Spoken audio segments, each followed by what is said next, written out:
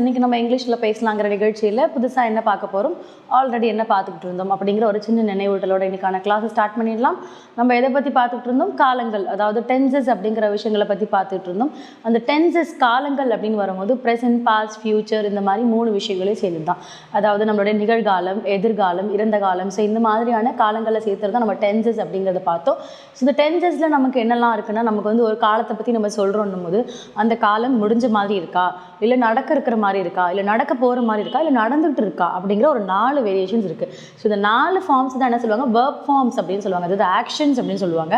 அந்த verb forms தான் என்ன பண்ணுவாங்க, V1 ப்ரெசென்ட்டில் சொல்கிறாங்க, V2 பாஸ்ட்டில் சொல்கிறாங்க, அண்ட் V3 வந்து பாஸ்ட் பார்ட்டிசிபிளில் சொல்கிறாங்க. ஸோ இந்த மாதிரி 3 விஷயங்களாக பிரிப்பாங்க. இது இல்லாமல் V1 + ing, அதாவது வேர்ப் + ing நடந்துகிட்டு இருக்குது கண்டினியூஸில்.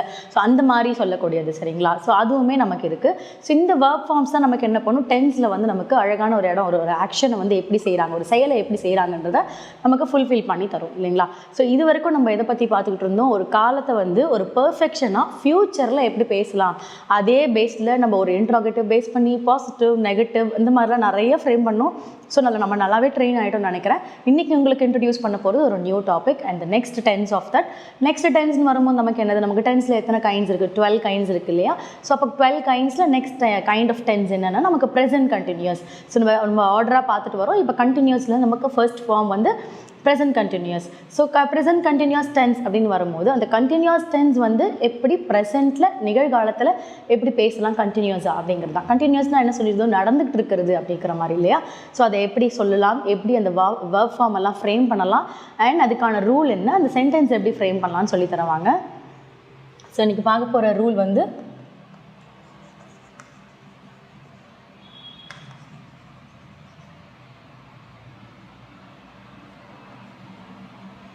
present continuous tense. ஸோ இதில் நம்ம வந்து பார்க்குறது வந்து பாசிட்டிவில் தான் பார்க்க போகிறோம் எல்லாமே. ஃபர்ஸ்ட் வில் ட்ரைன் இந்த பாசிட்டிவ், அதுக்கப்புறம் நெகட்டிவ் பண்ணலாம், அப்புறம் இன்ட்ரோகேட்டிவ் வரலாம். So first thing, verb form பிரிக்கணும். V1, V2, V3. ஸோ யூஸ்வலாக we used to follow the 3 form of verbs, right? இப்போ வந்து நமக்கு present continuous அப்படிங்கிறதுனால there is a 4th form which is on V1 + ing, அதாவது verb 1 + ing அப்படிங்கிறது தான்.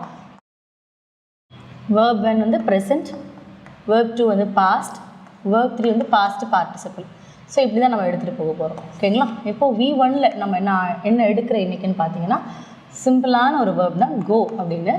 Gonna நம்ம என்ன ஆல்ரெடி பார்த்துருக்கோம், போ அப்படிங்கிறது தான். இதே நமக்கு செகண்ட் ஃபார்மில் வரும்போது வெண்ட் வரும்போது போனேன், இல்லைன்னா போனேன். V3 வரும்போது gone.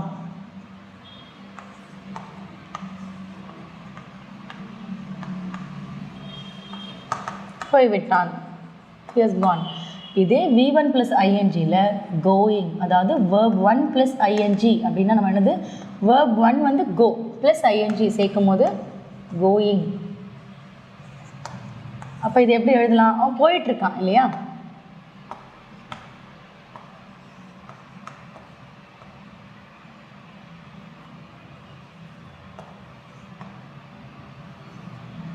போயிட்டு இருக்கிறான் அப்படிங்கிறத நம்ம எழுதிக்கலாம். இது வந்து உங்களுக்கு தெரியறதுக்காக தான் நம்ம எழுதுகிறோம்.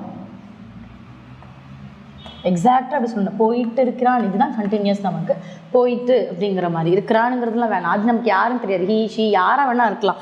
ஜஸ்ட் இது நான் சும்மா தான் அவங்களுக்காக எழுதியிருக்கேன். பட் அவங்க என்னது போயிட்டு, அவங்க லைக் ஒரு கண்டினியூஸில் நடந்துகிட்ருக்க ஒரு சென்ஸ் சொல்கிறோம். ஸோ அப்போ V1, V2, V3 நம்ம சொல்லிட்டோம். கோ வெண்ட், அதாவது V1 form go, V2 form went, V3 gone, and V1 + ing going அப்படிங்கிறது தான் 4 விஷயம். ஸோ இப்போ வேர்ப் ஃபார்ம் ரெடி. இப்போ என்ன பண்ணலாம், சப்ஜெக்ட்டுக்கு வரலாம். I, we, you, he, she, they, it. இவங்கெல்லாம் எங்கே இருக்காங்க, சப்ஜெக்டில் இருக்காங்க. இவங்களை மட்டும்தான் சப்ஜெக்ட் பிளேஸில் யூஸ் பண்ணுமான்னு கேட்டால் கிடையாது, நேமிங் பர்சன்ஸ் கூட நம்ம யூஸ் பண்ணலாம். இப்போ நம்ம என்ன பண்ண போகிறோம், ரூல் எழுத போகிறோம். யாருடைய ரூல் எழுத போகிறோம், present continuouஸோட rule. So subject, first we'll start with the subject. So subject, then present அப்படிங்கிறதுனால is, am, are. இந்த 3ல் நம்ம எது வேணால் எடுத்துக்கலாம், which is suits for the subject.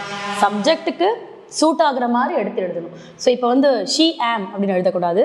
So வந்து அதே மாதிரி வி இஸ் அப்படின்னு எழுதக்கூடாது. நான் வந்து யார் யாருக்கு எது வரணுங்கிறத நான் உங்களுக்கு சொல்கிறேன். ஸோ இப்போ சப்ஜெக்ட் இஸ் ஆம் ஆர் இது மூணில் எது வேணால் எடுத்து எழுதலாம். Followed by V1 + ing plus object. அதுதான் அந்த சென்டென்ஸு நமக்கு இந்த ரூல் இதுதான். இந்த ரூலுக்கு ஏற்ற மாதிரி நம்ம எழுத வேண்டியது தான்.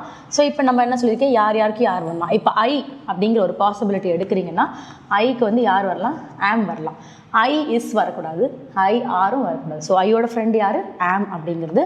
அதுக்கப்புறம் வீன்னு எடுக்கும் போது இருவர் 2 பேர் இருக்குது. So plural. ஸோ அப்போது வீக்கு வந்து ஆர். தென் யூனா மீ. ஸோ அந்த இடத்துல யூ ஆர். அதுக்கப்புறம் ஹீ இருக்குது. ஸோ ஹீ ஒரே ஒருத்தர் தான் இருக்கார், பையன், இஸ். அதே ஷீ இஸ். ஓகேங்களா. தென் தே வரும்போது நிறைய பேர், குரூப் ஆஃப் பீப்புள்லேயே ஆர். இட்டுங்கிறது it's an object. So is. So இவங்களுக்கு இப்போ நீங்கள் ஐ எடுக்கிறீங்கன்னா ஆம் யூஸ் பண்ணி எழுதலாம். வி எடுக்கிறீங்கன்னா ஆர், யூனா ஆர். ஸோ இது நமக்கு வந்து கரெக்டாக தெரியப்படுத்திட்டோம் அப்படின்னா அதுக்கப்புறம் எழுதுறது நமக்கு எல்லாமே ஈஸியாக இருக்கும். இப்போ எக்ஸாம்பிள் பார்க்கலாம். எக்ஸாம்பிள் இப்போ நான் என்ன பண்ணுறேன், ஒரு ஷீ அப்படின்னு எடுக்கிறேன். ஸோ ஷீ இஸ் எழுதிட்டேன். V1 + ing going to school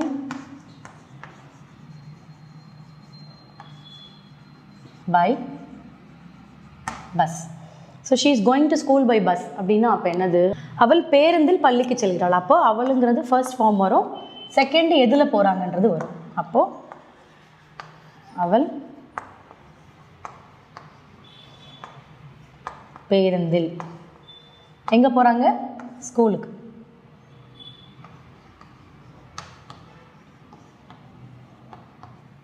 பள்ளிக்கு இஸ் கோயிங் டு, பள்ளிக்கு செல்கிறாள். ஸோ அவள் பேருந்தில் பள்ளிக்கு செல்கிறாள்னா அப்போ இவள் எங்கே போயிட்டுருக்கா, ஸ்கூலுக்கு போயிட்டுருக்கா. எதில் போயிட்டுருக்கா, பஸ்ஸில் போயிட்டுருக்கா. ஸோ போயிட்டு இருக்கா, செல்கிறாள் அப்படிங்கிறது தான், போயிட்டுருக்காங்க அப்படிங்கிறது தான். ஸோ இன்றைக்கான வேர்ப் ஃபார்ம், இன்றைக்கான new tense and new rules வச்சு உங்களுக்கான சென்டென்ஸ் நான் ஃப்ரேம் பண்ணியிருக்கேன். நீங்களுமே ஒரு 5 to 10 சென்டென்ஸ் ஹோம்ஒர்க் பண்ணுங்கள். அடுத்த கிளாஸில் அடுத்த இன்ட்ரெஸ்டிங்கான சென்டென்ஸோடு உங்களை மீட் பண்ணுறேன். தேங்க்யூ.